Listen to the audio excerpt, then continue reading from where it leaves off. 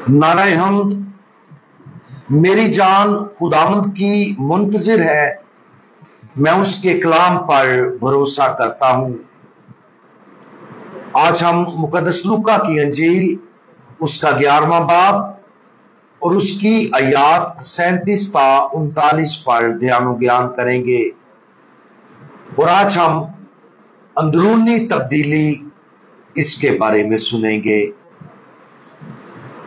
और जब वो बात कर रहा था तो किसी फरीसी ने उसकी दावत की कि मेरे यहां चाश्त करे।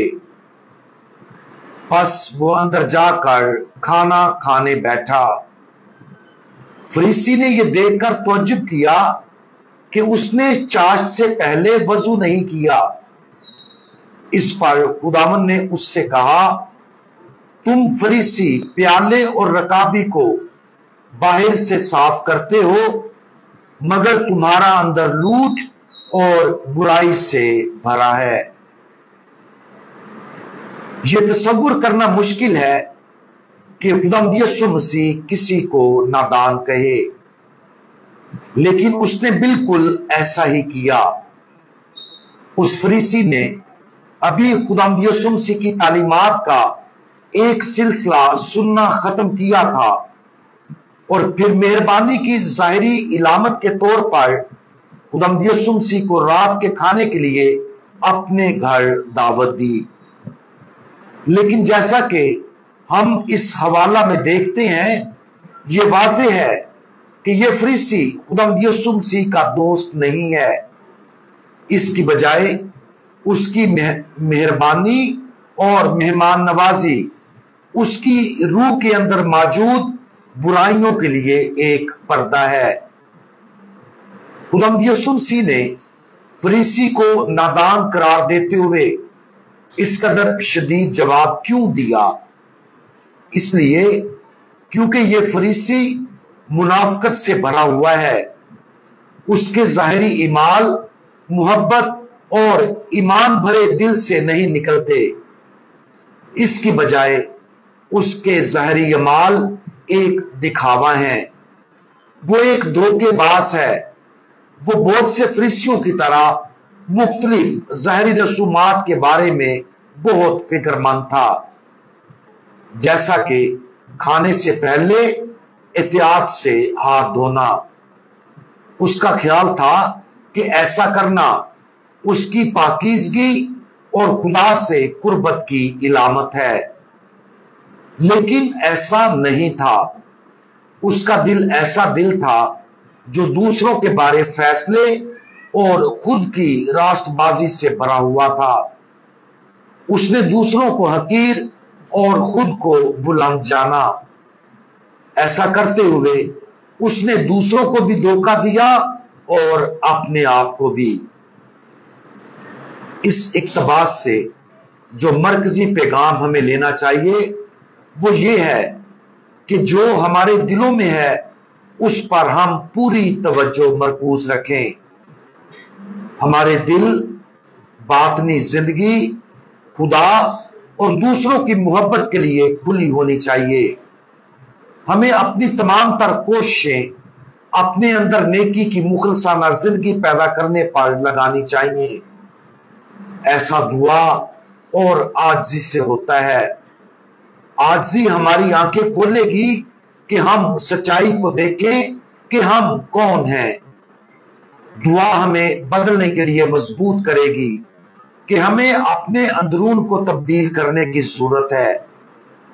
तभी जब हम वाज़ेह तौर पर इस हकीकत को देखेंगे कि हम कौन हैं और दुआ के जरिए हासिल होने वाले फजल पर दुआ के साथ भरोसा करेंगे, तो हम सच्चे, दयानतदार और तकद्दस के हामिल लोग बन सकेंगे। और तब ही हमारा बातनी तकद्दस हमारे ईमाल से जाहिरी तौर पर जाहिर होगा। आज खुदावंद यीशु मसीह के इन ताकतवर अल्फाज पर गौर करें। आए नादानों, इन अल्फाज से नाराज ना हो।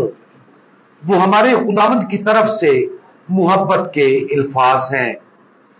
वो उस फरीसी को जगाने और उसे उसकी मुनाफकत से दूर करने की उसकी शदीद कोशिश है। उन अल्फाज को यूं सुने जैसे ये हमसे भी कहे गए हों। हम में से हर एक आजिज़ी के साथ खुदावंद यीशु मसीह की उस मोहब्बत भरी डांट से फायदा उठा सकता है। हम में से हर एक को आजिज़ी के साथ अंदरूनी तौर पर मजीद मुकम्मल तौर पर तब्दील होने की जरूरत है। खुदावंद यीशु मसीह के इन अल्फाज को अपने आप से बोलते हुए सुने और उन तमाम तरीकों को देखें जिन्हें हमें तब्दील करने की जरूरत है। शायद हमारे गुरूर ने हमें दूसरों के बारे में फैसला करने की अंदरूनी मश्क की तरफ राग़िब किया है। शायद उसने हमें अपने गुनाहों की तरफ देखने से अंधा कर दिया है, जिनका हमें एतराफ करने की जरूरत है।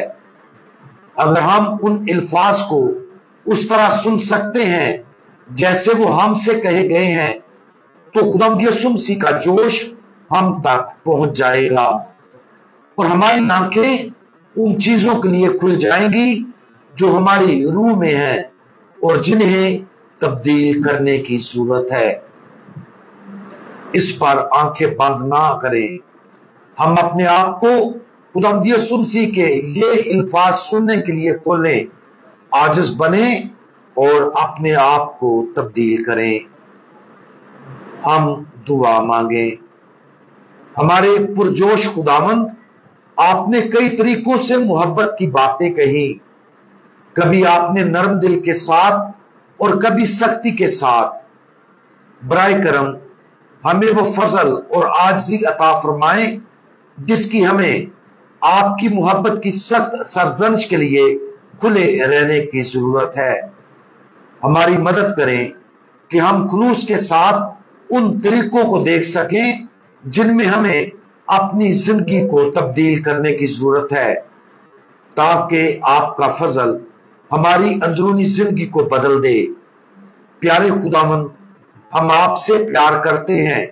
हमारी मदद करें कि हम आपको पूरे दिल, जान और ताकत से प्यार करें। खुदावंद यीशु मसीह, हमारा भरोसा आप पर है। आमीन।